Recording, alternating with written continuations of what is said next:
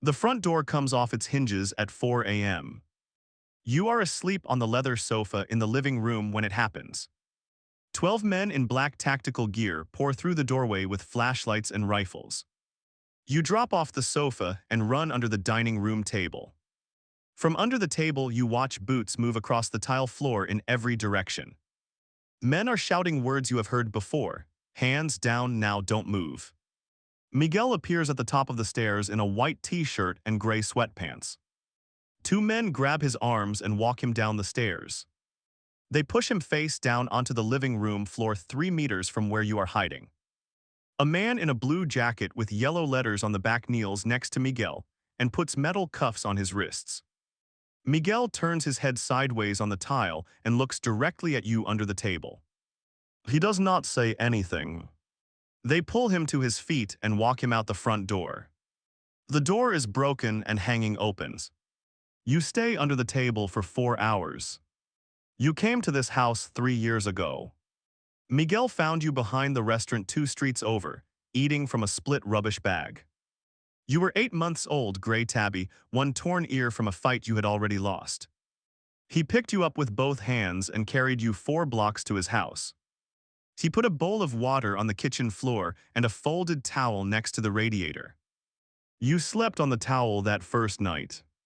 By the second week, you were sleeping on the leather sofa. By the third week, you were sleeping on his bed. Every morning, Miguel sat at the kitchen table with a cup of coffee and checked his phone. Before he checked his phone, he reached down and scratched behind your left ear with 2 fingers. Always the left ear. Always 2 fingers. Always before the phone. You jumped onto the table and sat next to the coffee cup while he scrolled. This happened every morning for 3 years. The house was quiet when you arrived. Miguel lived alone. He drove a gray Honda and wore plain clothes and went out every morning at 8 and came back at different times. Sometimes he came back at noon. Sometimes he came back at midnight smelling of cigarettes and other men's cologne. You waited on the sofa each time. 6 months after you arrived, other men started coming to the house. A heavy man named Ruben came twice a week and sat at the kitchen table with Miguel for 2 hours. They spread papers across the table and pointed at maps on a laptop screen. You sat on the maps. Ruben pushed you off the maps. You got back on the maps. A thin man named Casco came on Thursdays with a black backpack. He put the backpack on the kitchen counter and took out a phone and left the phone and took the backpack and left. Miguel put the phone in a kitchen drawer. 3 weeks later, he took it out of the drawer and put it in a plastic bag and dropped it in a bin 2 streets away. Then Casco brought another phone on Thursday. This happened every 3 weeks for 2 years. In the second year, a room at the back of the house changed. Miguel put a new lock on the door of the room at the end of the hallway. Before the lock, you slept in that room sometimes. After the lock, you did not go in that room anymore. Men came to the back door on Tuesday and Friday nights and carried boxes into that room. The boxes smelled of chemicals and plastic, and something underneath both that you could not name. The men who carried the boxes did not come inside the main house. They came in through the back door, put the boxes in the room, and left. Miguel stood in the hallway and counted the boxes each time. He wrote numbers in a notebook after every delivery. You sat at the end of the hallway and watched him count. In the second year, Miguel bought a German shepherd named Dante for the back garden. Dante barked at everything that moved on the other side of the garden wall. You watched Dante from the kitchen window. You did not go into the back garden anymore. Miguel fed Dante every morning after he fed you. He scratched behind your left ear first. Then he went out and fed Dante. This was the order and it did not change. In the third year, the house got louder. More men came more often. Ruben came every day instead of twice a week. 2 new men you had never seen before sat at the kitchen table with laptops and did not look up when you walked past. They were there when Miguel left in the morning and still there when he came back at night. They ate food from containers and left the containers on the kitchen counter. You knocked one container off the counter on a Tuesday. Nobody reacted. A man you had never seen before came and sat in the living room and did not speak and left after 30 minutes. He came back 3 days later with two other men you had also never seen. Miguel made coffee and put cups on the table and stood in the doorway and did not sit down. The men drank the coffee and spoke quietly for an hour. When they left, Miguel stood at the kitchen sink and washed the cups. 3 times. He washed cups once normally. 3 times meant something was wrong. You jumped onto the kitchen counter and sat next to the drying rack. He did not scratch your ear. He stood at the sink and looked out the kitchen window at the back garden for a long time. In the third year, Miguel stopped sleeping through the night. You heard him get up at 2 a.m. and walk to the kitchen and stand at the window. You followed him each time and sat on the kitchen counter next to him. He stood at the window for 20 minutes and then went back to bed. This happened 4 nights a week. He lost weight. His face changed shape. The skin under his eyes went dark. He stopped finishing his meals and left half plates of food on the kitchen table. You ate from his plate when he left the room. He checked his phone more times per hour than before. He left the house twice in the middle of the night and came back within an hour both times. One morning he sat at the kitchen table and did not check his phone at all. He put the phone face down on the table. He scratched behind your left ear for a long time without stopping. You stayed on the table and let him.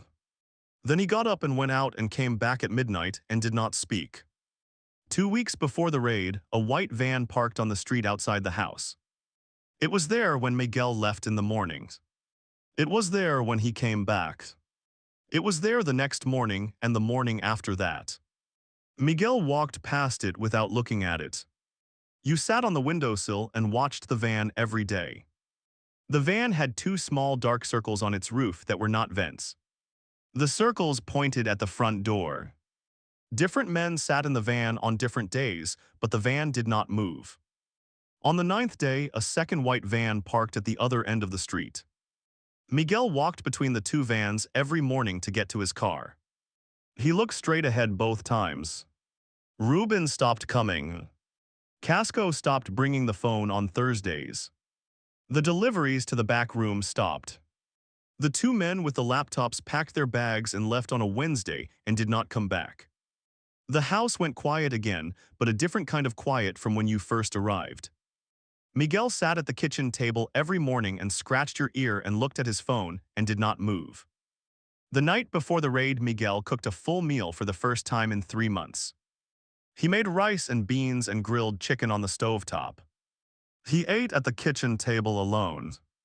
He put a small piece of chicken on a saucer and set it on the floor next to your bowl. You ate the chicken. He watched you eat it. He washed 1 plate and 1 fork and 1 glass and went to bed at 10 o'clock. You slept on his feet at the end of the bed. At 4 a.m. the front door came off its hinges. After they take Miguel, 6 more men in tactical gear move through the house room by room. They open the locked room at the end of the hallway with bolt cutters. They carry the boxes out through the back door. They take the notebook from the kitchen drawer. They take the laptop from the bedroom. They pull the kitchen drawers out one by one and lay them on the floor. They photograph everything in every room. One of them finds you under the dining room table and takes a photograph of you. You do not move. Outside in the back garden, Dante is barking continuously at the men moving through the house. Nobody feeds Dante that morning. At 8 in the morning, a woman in plain clothes comes to the house. She has a wire cat carrier and a pair of thick gloves.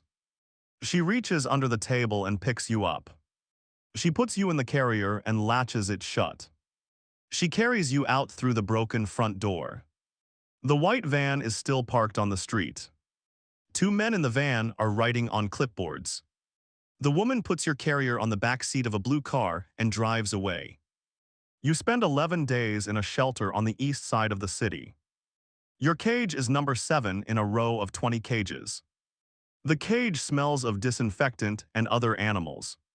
You sit at the back of the cage and do not eat for the first 2 days. On the third day, you eat half the food they give you. A family comes on the 12th day.